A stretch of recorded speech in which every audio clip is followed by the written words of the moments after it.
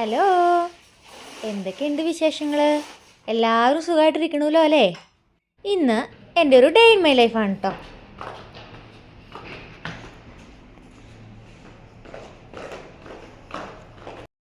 ഓഫുള്ള ദിവസം ഞാൻ രാവിലെ ഒരു 8 മണി 8:30 ആകുമ്പോഴാണ് എണീക്കാറുള്ളൂ കേട്ടോ. ഞങ്ങൾക്ക് 9 മണി വരെ ബ്രേക്ക്ഫാസ്റ്റ് കിട്ടും. അപ്പോൾ ഞാൻ ബ്രേക്ക്ഫാസ്റ്റ് എടുക്കാൻ പോവുകയാണ്. ഞങ്ങൾക്ക് ഇവിടെ രാവിലെ കിട്ടുന്നുണ്ട്. നമുക്കിതുപോലെ ബണ്ണ് കിട്ടും, മിൽക്ക് കിട്ടും, പിന്നെ ചീസ് അല്ലെങ്കിൽ ജാം അങ്ങനെ എന്തെങ്കിലും കിട്ടും. ഇതിപ്പോൾ ഞങ്ങളുടെ 3 പേരുടെയാണ് കേട്ടോ ഈ 3 മിൽക്ക് വന്നേക്കണത്.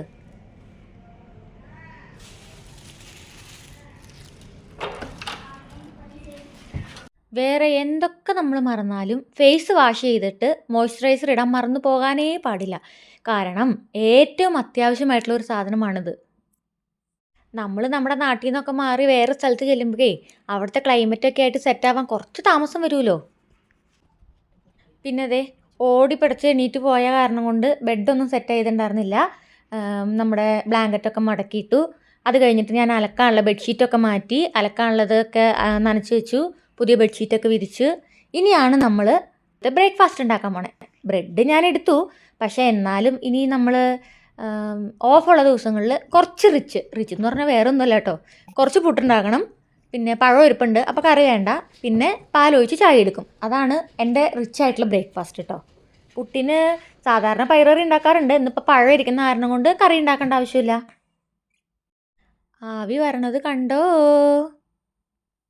അപ്പോൾ അതേ ചായയൊക്കെ തിളച്ചു. അപ്പോഴത്തേക്കും പുട്ടും വെന്തു.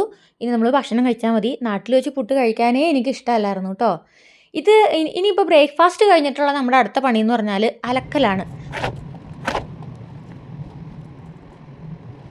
അലക്കാനുള്ള ഡ്രസ്സ് കൂട്ടി വെക്കണ സ്വഭാവമൊന്നും എനിക്കില്ല കേട്ടോ. ഞാനപ്പോൾ കോട്ടും പിന്നെ ഒന്നോ രണ്ടോ ജോഡി, 2 ജോഡിയൊന്നും ഉണ്ടാവില്ല, 1 ജോഡി മാത്രമാണ് എനിക്ക് അലക്കാൻ ഉണ്ടാവാറുള്ളൂ. കാരണം ഈ ഓഫ് കിട്ടുന്ന ദിവസം അലക്കി സമയം കളയാൻ എനിക്ക് അത്ര വലിയ ഇൻട്രസ്റ്റ് ഒന്നുമില്ല. അപ്പോൾ രാവിലെ ഭക്ഷണമൊക്കെ കഴിച്ച് നമ്മൾ ഡ്രസ്സൊക്കെ അലക്കി ടെറസിൽ കൊണ്ടുവന്ന് വിരിച്ച് ഒരു 2 മണിക്കൂറിനുള്ളിൽ ഈ സാധനമൊക്കെ നമുക്ക് ഉണങ്ങി കിട്ടുകയും ചെയ്യും. പിന്നെ ഓഫ് കിട്ടുമ്പോൾ ചിലപ്പോൾ സിനിമ കാണും. പിന്നെ ആഴ്ചയിൽ ഒരിക്കൽ വിളിക്കുന്ന ആൾക്കാരൊക്കെ ഉണ്ടാവുമല്ലോ, അവരൊക്കെ വിളിക്കും. അങ്ങനെയൊക്കെയാണ് എൻ്റെ ഒരു ദിവസം പോവാറുള്ളത്. ഇന്നിപ്പോൾ എൻ്റെ തൊട്ടടുത്ത റൂമിലുള്ള ഇളമതി എന്ന് പറഞ്ഞ കുട്ടി, ആൾ പ്രഗ്നൻ്റ് ആണ്. അപ്പോൾ അവൾ കഴിഞ്ഞ ആഴ്ച സ്കാൻ ചെയ്തായിരുന്നു. അപ്പോൾ ഈ ആഴ്ചയിൽ ഡോക്ടറെ റിപ്പോർട്ട് കാണിക്കാനായിട്ട് പോകണമെന്ന് പറഞ്ഞു. കൂടെ ചെല്ലാമോ എന്ന് ചോദിച്ചു. അപ്പോൾ അതിന് പോകാൻ വേണ്ടിയിട്ട് റെഡി ആവണതാണ് കേട്ടോ. ഉച്ച കഴിഞ്ഞാണ് ഞങ്ങൾ പോണത്. അപ്പോൾ അതിൻ്റെ ഇടയ്ക്ക് ഞാൻ കുറേ നേരം വെറുതെ ഇരുന്ന് വിശ്രമിച്ചു, ഒരു കാര്യം ചെയ്യാനില്ലാതെ. അപ്പോൾ ഞങ്ങളിത് റെഡിയായി. സൺസ്ക്രീൻ മസ്റ്റാണേ. ഞാൻ ആദ്യം മോയ്സ്ചറൈസർ പറഞ്ഞു, അതുപോലെ തന്നെ സൺസ്ക്രീനും മസ്റ്റാണ്. ഇതൊക്കെ ഇട്ട് ഞാൻ റെഡി ആവുന്ന കാഴ്ചയാണ് നിങ്ങളിപ്പോൾ കണ്ടുകൊണ്ടിരിക്കുന്നത് സുഹൃത്തുക്കളെ. പക്ഷേ ഞങ്ങൾ വലിയ കാര്യമായിട്ട് ഒരുങ്ങി കെട്ടി പോയിട്ട് ഡോക്ടറെ കണ്ടില്ല. കാരണം വെള്ളി ശനിയും OP ഇല്ലല്ലോ. അപ്പോൾ എമർജൻസി ഡിപ്പാർട്ട്മെൻറ്റിൽ കാണിക്കാമെന്ന് വിചാരിച്ചപ്പോൾ അവർ പറഞ്ഞു OP തന്നെ കാണിക്കണമെന്ന് പറഞ്ഞു. ഇളമതി ഈ മാസം എക്സിറ്റാണ്. ആൾ സൗദിയിൽ നിന്ന് നിർത്തി പോവുകയാണ്. അവൾക്ക് അപ്പോയിൻമെൻറ്റ് കിട്ടിയേക്കണത് ഫെബ്രുവരിയിലേക്കാണ്. അപ്പം ഇനി അവളെ നാട്ടിൽ ചെന്നിട്ട് കാണിച്ചോളും. ആൾ 5-5.5 മാസമായി എന്നാണ് എനിക്ക് തോന്നണേ കേട്ടോ ആളുടെ. ഇപ്പോൾ നോക്കൂ, എന്നെ കാണാൻ സുന്ദരിയായില്ലെന്ന് നോക്കൂ. ഞാൻ സത്യസന്ധമായിട്ടൊരു കാര്യം പറയട്ടെ, ഈ ഡ്രസ്സിൽ ഞാൻ വളരെ കംഫർട്ടബിളാണ്. അപ്പോൾ ഞങ്ങൾ ഹോസ്പിറ്റലിൽ പോയി വന്നു. പിന്നെ എൻ്റെ കുളിയൊക്കെ കഴിഞ്ഞ് ഫ്രഷായി. അപ്പോൾ അതേ വൈകുന്നേരം ഒരു കട്ടൻ ചായ, അതാണ് എൻ്റെ പതിവ്. കൂടുതൽ ആർഭാടമൊന്നുമില്ല. പിന്നെ കട്ടൻ ചായയുടെ കൂടെ ഒരു ബിസ്ക്കറ്റും പിന്നെ 2 ഉണ്ട. നമ്മൾ നാട്ടിൽ നിന്ന് കൊണ്ടുവന്ന ഉണ്ടല്ലേ, ഈ ഉണ്ട കടിച്ചാൽ പൊട്ടാൻ കുറച്ച് ബുദ്ധിമുട്ടാണ്. അപ്പോൾ ഞാനിത് ഈ ചായയിൽ മുക്കി കുതിർത്ത് വെച്ചിട്ടാണ് കഴിക്കണത് കേട്ടോ. അപ്പോൾ അതേ രാത്രിയിലത്തേക്കുള്ള കറി ഉണ്ടാക്കണതാണ്. ഉച്ചയ്ക്ക് ഞാൻ ചോറുണ്ടില്ല. ഉച്ചയ്ക്ക് കിട്ടിയ ചിക്കനും രാത്രി കിട്ടിയ ബീഫിൻ്റെ ഒരു 2-3 കഷ്ണങ്ങളും കൂടി മിക്സ് ചെയ്ത് ഒരു പ്രത്യേക തരം കറിയാണ് ഞാൻ ഉണ്ടാക്കിയിട്ടുള്ളത്.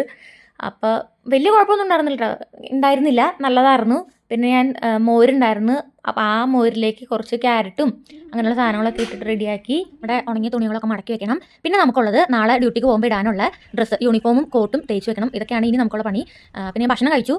അപ്പോൾ ഞാൻ തേക്കണേൻ്റെ ഇടയ്ക്ക് അച്ചാച്ച വിളിച്ചു കേട്ടോ. അച്ചാച്ച സാധാരണ അച്ചാച്ചയുടെ വർക്കെല്ലാം കഴിഞ്ഞ് കുളിയും ഭക്ഷണമൊക്കെ കഴിഞ്ഞ് കിടക്കാൻ നേരത്താണ് പിന്നെ ഞങ്ങൾ രാത്രിയിൽ വിളിക്കാറ്. ഇടയ്ക്ക് വിളിക്കും, പക്ഷേ അങ്ങനെ ഒരുപാട് നേരം സംസാരിക്കാനുള്ള ഗ്യാപ്പ് കിട്ടാറില്ല. അപ്പോൾ രാത്രിയിലാണ് പിന്നെ ഞങ്ങൾ സംസാരിക്കുന്നത് കേട്ടോ.